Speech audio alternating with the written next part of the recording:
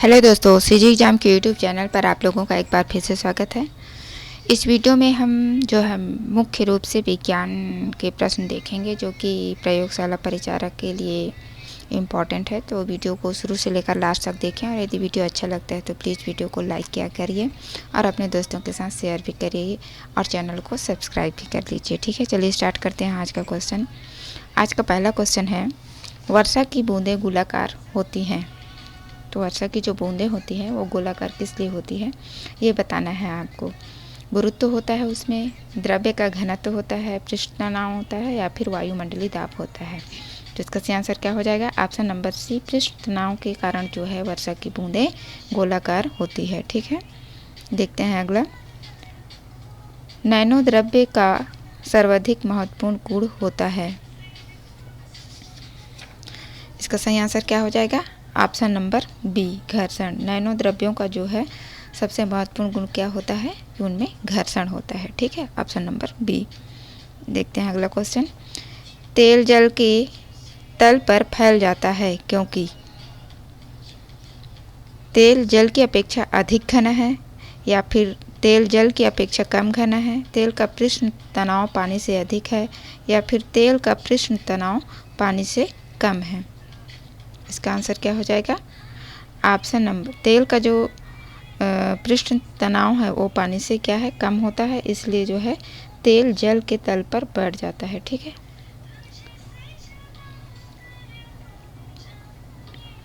देखते हैं अगला क्वेश्चन। क्वेश्चन नंबर चौथा, मिट्टी का तेल पानी के ऊपर इसलिए तैरता है क्योंकि, क्यों तैरता है? उसका घनत्व पानी के घनत्व से अधिक होता है या फिर उसका घनत्व जो है पानी के घनत्व से कम होता है या फिर उसका घनत्व पानी के घनत्व के बराबर होता है या फिर इनमें से कोई नहीं। तो इसका सही आंसर क्या हो जाएगा? उसका घनत्व जो है पानी के घनत्व से कम होता है, इसलिए मिट्टी का तेल पानी के ऊपर क्या करता है, तैरता रहता है। ठीक है, देखते हैं अगला क्वेश्चन। साबुन के बुलबुले के अंदर का दाब कैसा होता है? वायुमंडलीय दाब से अधिक होगा कि वायुमंडलीय दाब से कम होगा या फिर वायुमंडलीय दाब के बराबर होगा या फिर वायुमंडलीय दाब के आधा होगा। तो साबुन के बुलबुले का अंदर का जो दाब होता है वो क्या होता है? वायुमंडलीय दाब से अधिक होता है। ठीक है, ऑप्शन नंबर ए इसका सही आंसर हो जाएगा। साबुन के बुलबुले के अंदर का जो दाब होता है वो वायुमंडलीय दाब से अधिक होता है। ठीक है, देखते हैं ना अगला क्वेश्चन। बत्ती वाले स्टोव में केरोसिन के बत्ती में ऊपर चढ़ने का कारण है? परासरण, विसरण, पृष्ठ तनाव या फिर संकुचन। तो इसका सही आंसर क्या हो जाएगा? ऑप्शन नंबर सी, पृष्ठ तनाव। बत्ती वाले स्टोव में जो मिट्टी का तेल का बत्ती में ऊपर चढ़ने का क्या कारण है? पृष्ठ तनाव के कारण जो है वो ऊपर चढ़ता है। ठीक है, देखते हैं अगला क्वेश्चन नंबर 7वां। जब किसी झील की तली से उठकर वायु का बुलबुला ऊपरी सतह तक आएगा तो उसका आकार क्या होगा? बढ़ जाएगा, घट जाएगा या फिर वैसे ही बना रहेगा या फिर इनमें से कोई नहीं। तो इसका सही आंसर क्या हो जाएगा? ऑप्शन नंबर ए, बढ़ जाएगा। ठीक है ना, जब किसी झील की तली से वायु का बुलबुला ऊपरी सतह तक आएगा तो उसका आकार क्या होगा? बढ़ जाएगा। ठीक है, ऑप्शन नंबर ए इसका सही आंसर होगा। देखते हैं अगला क्वेश्चन।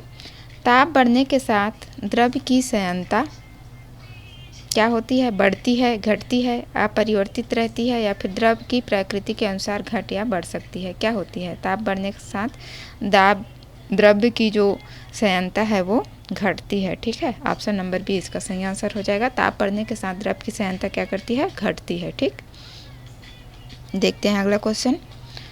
हवाई जहाज से यात्रा करते समय पेन से स्याही निकलने लगती है, क्यों निकलती है?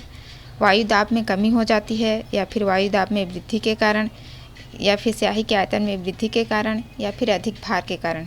तो वह कौन सा कारण है जिससे जो है हवाई जहाज़ से जब यात्रा करते हैं तो पेन से जो है स्याही निकलने लगती है?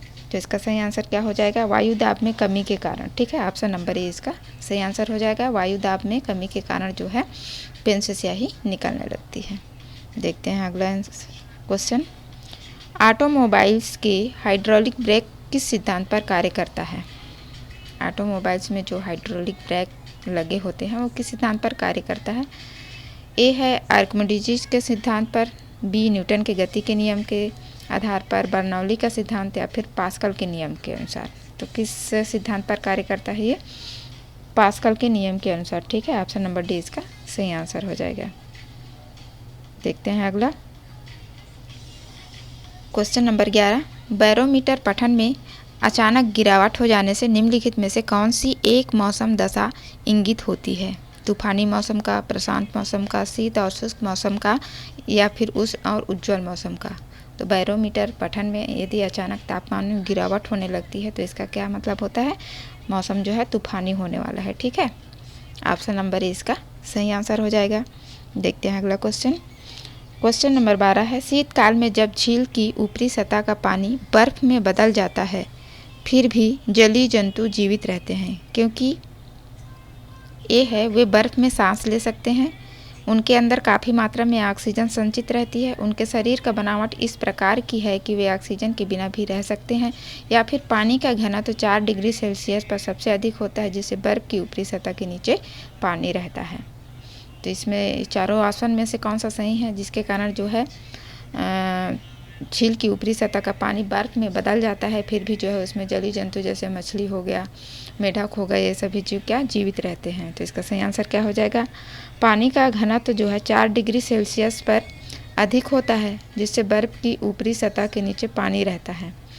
जो ऊपर पानी का सतह बर्फ में बदल जाता है उसके नीचे जो क्या है पानी रहता है, उसी में जलीय जंतु लोग जीवित रहते हैं। तो इसका सही आंसर क्या हो जाएगा? ऑप्शन नंबर डी, पानी का घनत्व 4 डिग्री सेल्सियस पर सबसे अधिक होता है, जिससे बर्फ की ऊपरी सतह के नीचे पानी रहता है। ऊपर में तो बर्फ जमा रहता है लेकिन नीचे पानी रहता है, इसलिए जो है जलीय जंतु जीवित रहते हैं।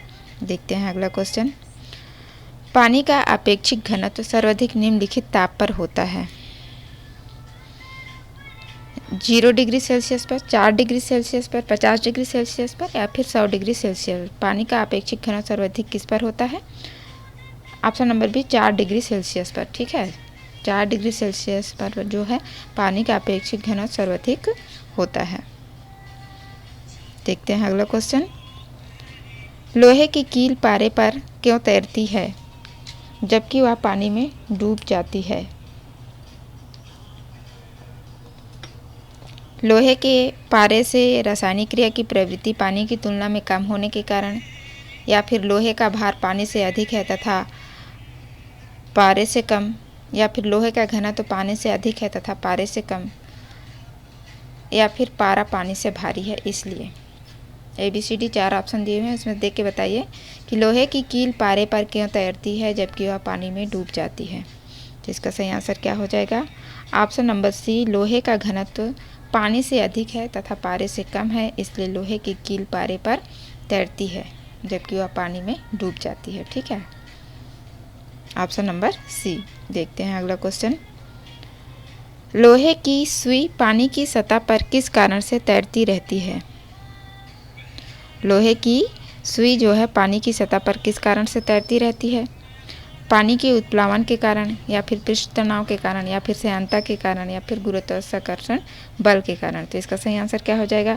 पृष्ठ तनाव के कारण जो है लोहे की सुई पानी की सतह पर तैरते रहती है। ठीक है, अगला क्वेश्चन है, जब कुएं से पानी की बाल्टी को ऊपर खींचते हैं तो हमें महसूस होता है कि बाल्टी पानी की सतह से ऊपर जो है भारी हो गई है, या फिर हल्की हो गई है, पानी की सतह से ऊपर आने पर हल्की हो गई है, या फिर अपनी स्थिरता खो बैठी है, या पानी से बाहर आकर उसके द्रव्यमान में वृद्धि हो गई है। क्या महसूस करते हैं जब हम कुएं से बाल्टी में पानी निकालते हैं तो हमें क्या महसूस होता है कि पानी की सतह से जैसे ही ऊपर आता है तो क्या हमको भारी लगने लगता है। ठीक है, जब तक वो पानी के अंदर में रहता है हल्का लगता है, लेकिन जैसे हम उसे ऊपर खींचते हैं क्या वो भारी हो जाता है। ठीक है, देखते हैं अगला क्वेश्चन। एक भारहीन गुब्बारे में 200 ग्राम जल भरा गया है, इसका जल में भार होगा। ठीक है, एक गुब्बारा है उसमें जो है 200 ग्राम जल भर दिया गया है और इसको क्या पानी में उसका भार कितना होगा ये बताना है। 100 ग्राम, 200 ग्राम, 400 ग्राम, या फिर 0। तो इसका सही आंसर क्या हो जाएगा? Option number D 0। ठीक है, पानी में क्या होगा इसका भार 0 हो जाएगा। अगला क्वेश्चन, दूध को मथने के पश्चात क्रीम का दूध से पृथक हो जाने का क्या कारण है? किस कारण से जो है दूध को जब हम मथते हैं तो क्रीम जो है दूध से अलग हो जाता है? गुरुत्वाकर्षण बल, संसंजक बल, अपकेंद्री बल या फिर इनमें से कोई नहीं। तो इसका सही आंसर क्या हो जाएगा? ऑप्शन नंबर सी, अपकेंद्री बल के कारण जो है ऐसा होता है, क्रीम जो है दूध से अलग हो जाता है। देखते हैं अगला, बादलों के वायुमंडल में तैरने का क्या कारण है? ताप कम है, वेग कम है, दाब कम है या फिर घनत्व कम है? तो बादलों के वायुमंडल में तैरने का क्या कारण है? घनत्व कम है, इसलिए क्या होता है, बादल जो है वायुमंडल में तैरते रहते हैं घनत्व कम होने के कारण। ठीक है, देखते हैं अगला, पानी के एक गिलास में एक बर्फ का टुकड़ा तैर रहा है। जब बर्फ पिघलती है तो पानी के स्तर पर क्या प्रभाव पड़ेगा? पानी का स्तर पर क्या प्रभाव पड़ेगा? उसका स्तर बढ़ जाएगा, कम हो जाएगा, उतना ही रहेगा या फिर पहले बढ़ेगा फिर कम हो जाएगा? तो इसका सही आंसर क्या हो जाएगा? ऑप्शन नंबर सी, उतना ही रहेगा। ठीक है, पानी के एक गिलास में एक बर्फ़ का टुकड़ा तैर रहा है, जब बर्फ़ पिघलती है, बर्फ़ पूरी तरह से पिघल जाएगा तो पानी के स्तर पर क्या प्रभाव पड़ेगा? उतना ही रहेगा। ठीक है ना, जितना वो पानी है वो उतना ही रहेगा, ना कम होगा ना ज़्यादा होगा। ठीक, देखते हैं अगला क्वेश्चन, पानी के 4 डिग्री सेल्सियस पर शरीर तैरता है, यदि तापमान 100 डिग्री सेल्सियस हो जाए तो क्या होगा? पानी के 4 अंश डिग्री सेल्सियस पर जो है शरीर तैरते रहता है, यदि तापमान 100 डिग्री सेल्सियस हो जाए तो क्या होगा?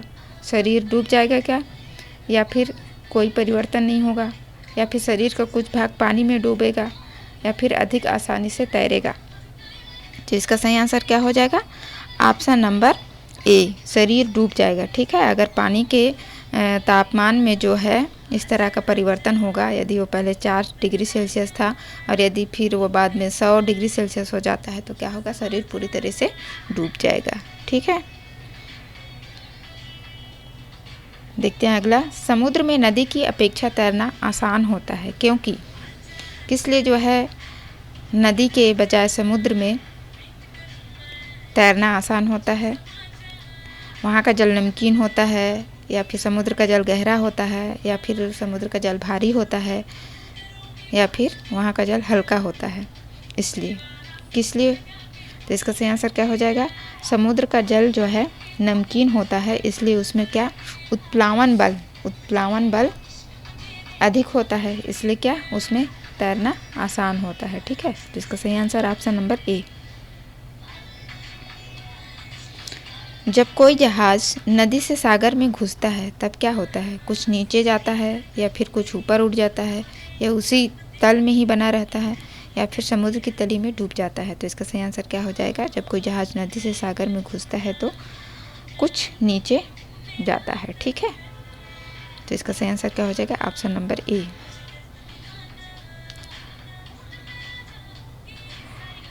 आज के वीडियो में बस इतना ही, 23 क्वेश्चन विज्ञान के। ठीक है, आशा करती हूँ आप लोगों को वीडियो अच्छा लगा होगा। वीडियो देखने के लिए आप लोगों का बहुत बहुत धन्यवाद।